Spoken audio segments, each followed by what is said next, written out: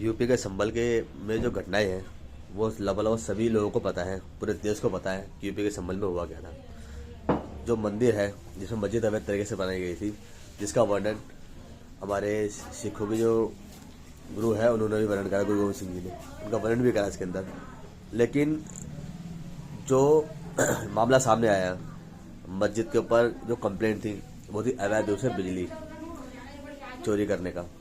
जो बिजली चोरी करी जा रही थी उसके अंदर पता लगा 280 घरों में सप्लाई हो रही थी मस्जिद से बिजली, जिसका पैसा मस्जिद दे रही थी। और साथ ही साथ सबसे बड़ी बात ये थी कि 41 हीटर और कम से कम 60 से ज़्यादा पंखे चल रहे थे मस्जिद के अंदर। जब वहाँ पुलिस की टीम पहुंची इन्वेस्टिगेशन करने के लिए तो पता लगा कि वहाँ एक ऐसा मंदिर था जो 40 साल पहले बंद कराया था समाजवादी पार्टी ने। जब कंफर्म हुआ, कंफर्मेशन हुई कि 40 साल से बंद पड़ा है, वहाँ के एसएसपी ने वहाँ के सफाई करी, वहाँ पूजा करी, बजरंगबली का मंदिर था। उस मंदिर को जब खोला गया, वहाँ पूजा अर्चना की गई और जो लोगों ने बताया कि ये आज से 40 साल पहले बंद करा दिया था समाजवादी पार्टी ने। सिर्फ किस लिए? समाजवादी पार्टी शुरुआत से मुस्लिम सपोर्टर रही है। कांग्रेसियों ने जो कर्मकांड करे थे और समाजवादी पार्टी ने खुल के साथ दिया यूपी के अंदर। पूरे भारत में कांग्रेस का पूरा हाथ था कि हिंदुओं को बेवकूफ़ बनाना, मुस्लिम समाज को इकट्ठा करना, उनकी बहन बेटी से गलत काम करवाना और साथ ही साथ उनको बर्बाद करना। क्योंकि कोई कांग्रेस आधे मुस्लिम ज़्यादा क्रिश्चियन थी और क्रिश्चियन मुस्लिम तो कभी एक साथ होते नहीं। भारत, सिर्फ भारत में है ड्रामा, लैला मजनू जोड़ी चल रही है, लेकिन भारत के बाहर जितने भी क्रिश्चियन हैं इस्लाम धर्म को ख़त्म करने की प्लान है, ख़त्म ही हो रहा है। फ्रांस के अंदर औरतों ने कपड़े उतार के प्रदर्शन किया इस्लाम के नाम पर, बुर्का में नहीं पहनना, इस्लाम धर्म ख़त्म करना है।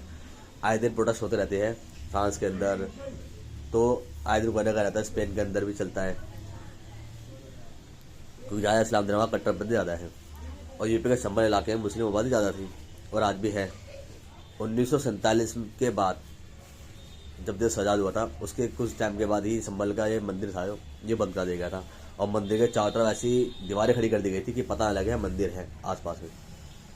वो तो समय बदला, सरकार बदली और योगी जी ने पहले ही कहा था कि यूपी के संभल इलाके में जो जो हिंदुओं ने प्रताड़ना की सी सही है, समाजवादी पार्टी ने, कांग्रेसियों ने जो जो हिंदुओं को साथ गलत काम अत्याचार करे गए इनका मैं जरूर लूँगा भुगतान। क्योंकि हिंदुओं को सिर्फ हमेशा बेबस बनाया गया, परेशान करा गया। एफआईआर दर्ज नहीं होती थी मुस्लिम समाज के ऊपर, आज भी नहीं होती। दिल्ली के अंदर आम आदमी पार्टी है जो कि एफआईआर दर्ज नहीं होने देती है। लव जाए जैसे मामलों के अंदर कोई भी गलत काम होता है उसके अंदर एफआईआर दर्ज नहीं होती आज भी। फिर होता क्या है, उसके अंदर सामने आता है अगर यूपी में है तो आज यूपी की पुलिस बिना पक्षपात के कार्रवाई करती है, लेकिन दिल्ली पुलिस नहीं करती। दिल्ली पुलिस में पैसा बनाती है, अपना काम करके निकल जाती है। और फिर इस मामले में किसी भी पीड़ित के साथ गलत काम होता है तो फिर बजरंग दल आता है, विश्व हिंदू परिषद आते हैं, आरएसएस आती है, बीजेपी पार्टी भी आती है, तब जाकर उस मुद्दे पे एफआईआर दर्ज होती है। उससे पहले एफआईआर दर्ज भी नहीं होती, न ही कोई पुलिस एफआईआर दर्ज करती है। निकलने के बाद संभल की है तो संभल के बारे में बताते हैं हुआ क्या।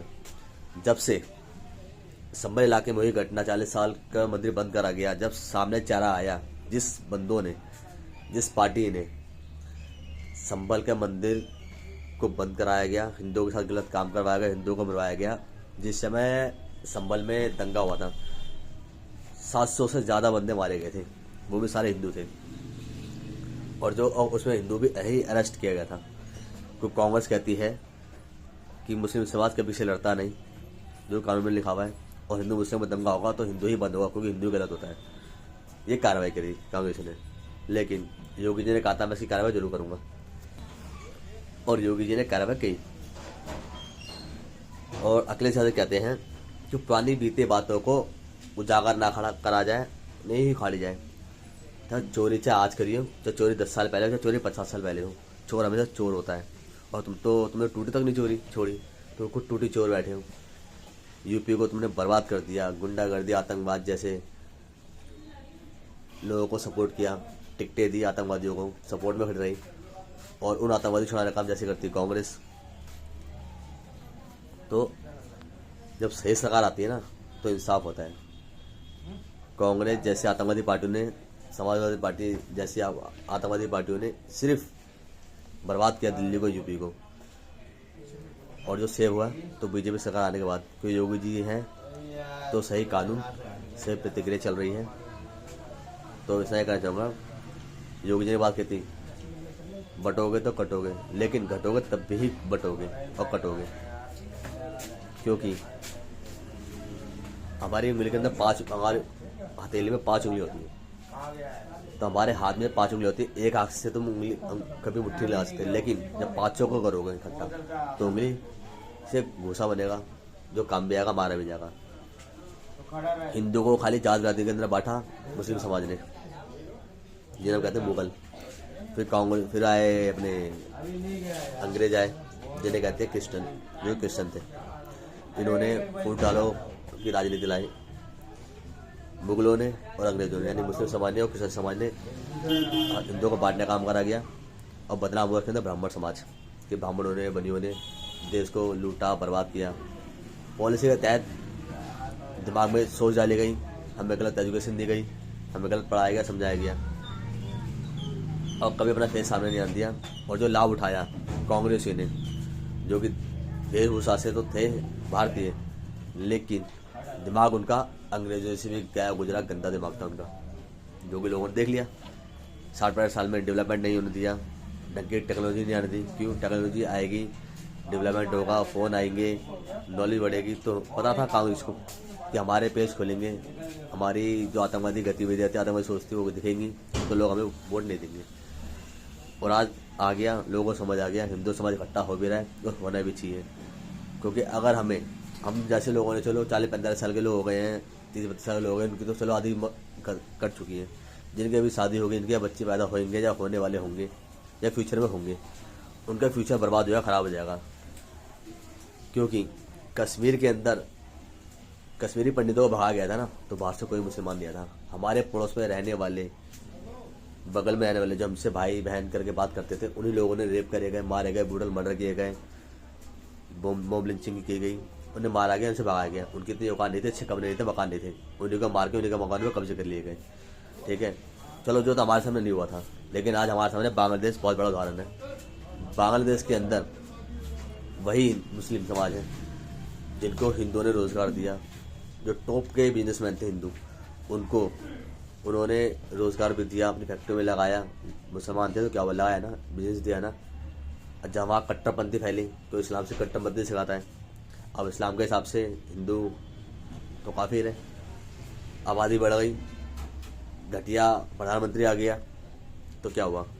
आज वहाँ पे बाहर से कोई मुसलमान नहीं आ रहा हिंदू को मारने के लिए, काटने के लिए, इनको हिंदू बहन सेक्स करने के लिए, गलत काम करने के लिए, उनका रेप करने के लिए कोई बाहर से नहीं आ रहा। बगल में रहने वाला ही मुसलमान आ रहा है, वही काट रहा है, वही मार रहा है।